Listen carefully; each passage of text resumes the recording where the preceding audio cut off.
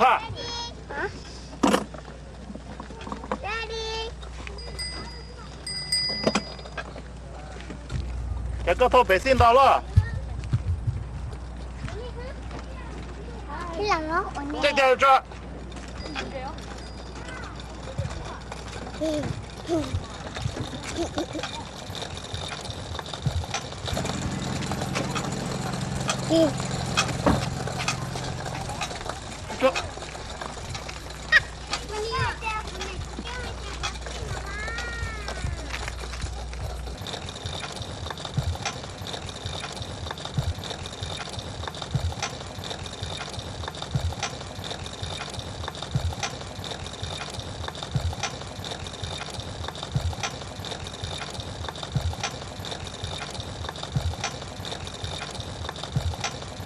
Đi ta chạy mà.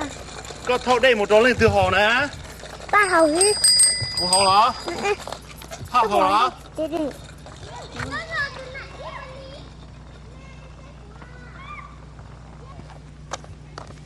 Có loại có tọt tài á thế. Ít chả có lấy nó có đâu khó á. What? Skunk.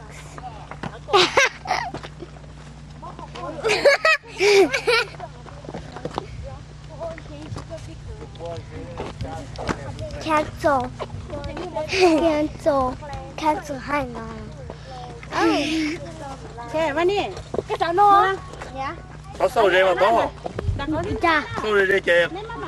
Con chỗ lò lắm à. Bỏ cái con nghe lò ấy, sao vậy à? Chồn đồ ấy. What's up, man? I'm cousin.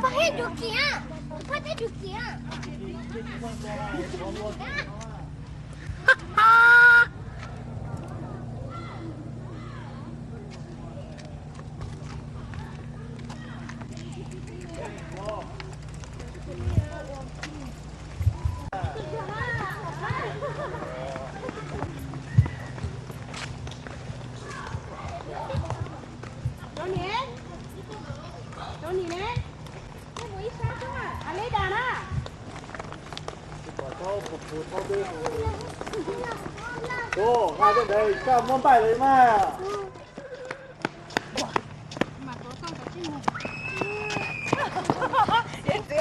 Hai tụi chứ tôi rồi lúc con à. Đang luôn luôn. Cho nên sao anh đưa anh chừng đưa. Có ăn à, là ok anh cũng chịu luôn.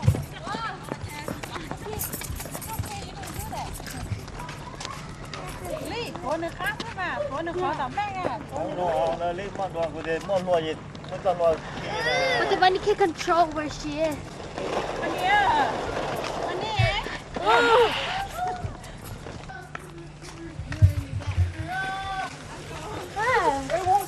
Hi.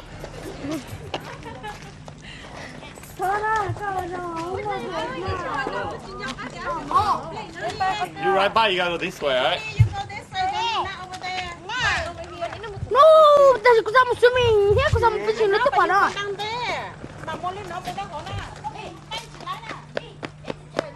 Hello.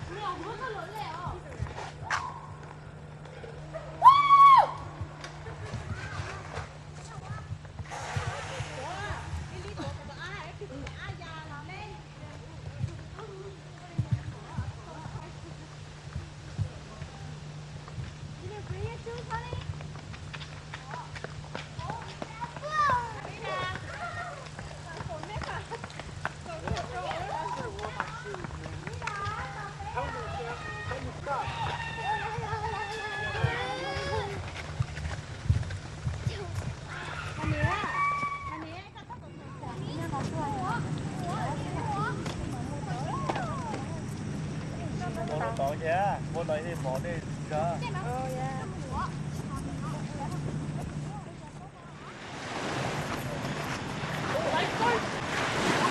I don't think so.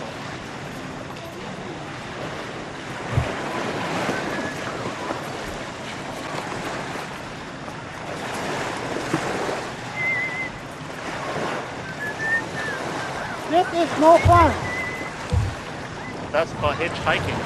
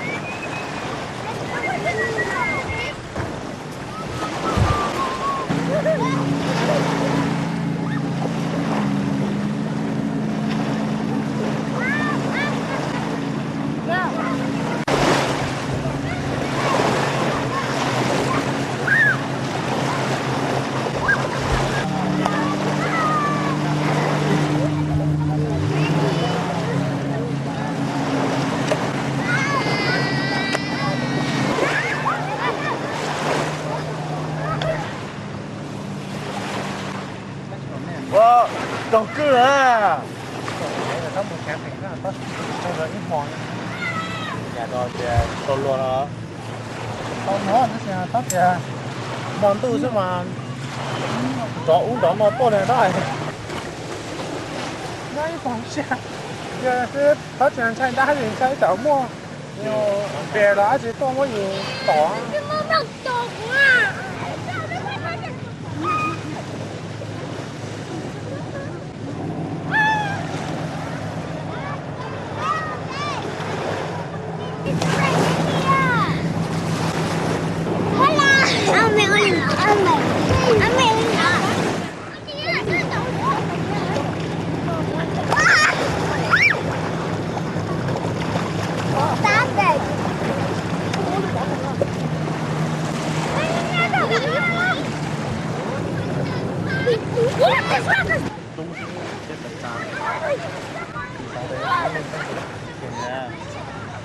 Đấy chỉ muốn được họ mà ra này hàng này đen không vậy à? Trong này cái thiên hạ tôm một phần khác á, thì cái điện như là cái tua nà đen thế này.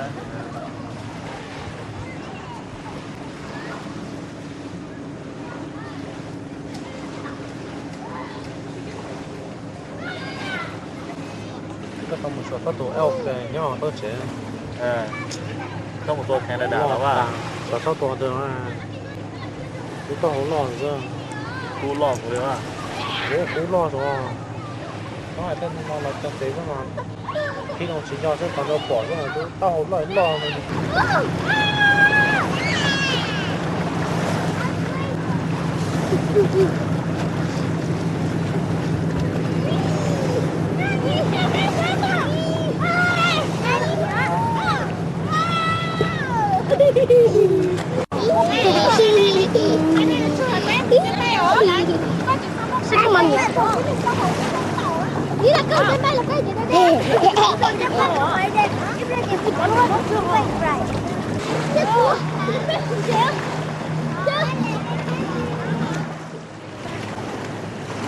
Cái này em sai xe tăng của nó lại rồi.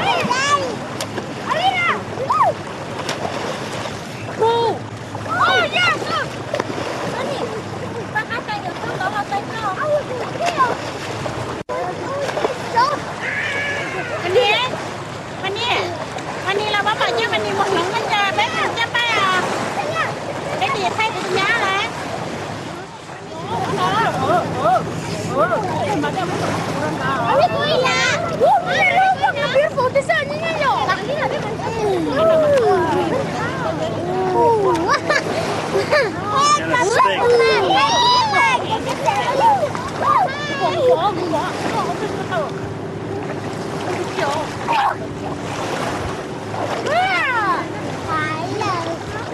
This one is very warm. This one very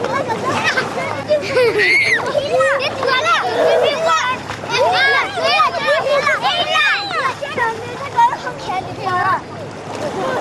This one is very warm.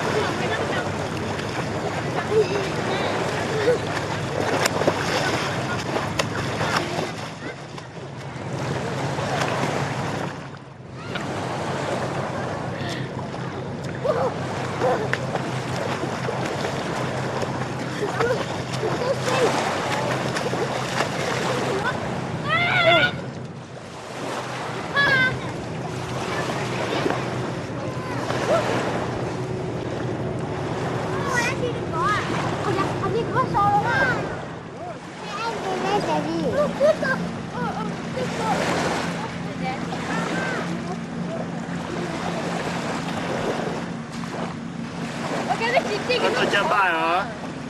Cả đây hả? Wow, bỏ phản thế nào?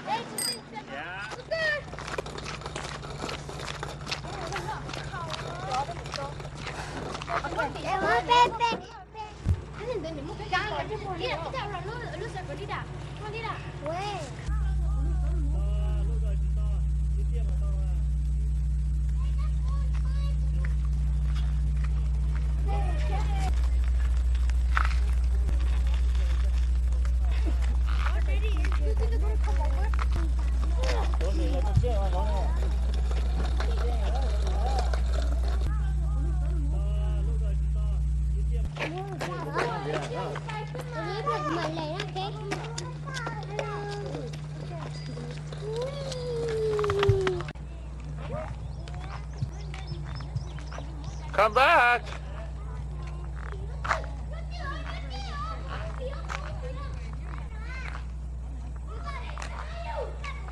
Hello.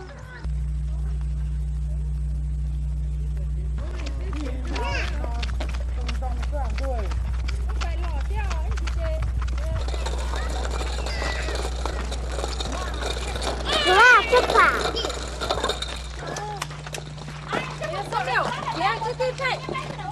Sao mà xem nào? Sao, chú cho nó bó sao? Push down the mood, yeah, just how you need to hả kìa. Chú à. Yeah, chú nào.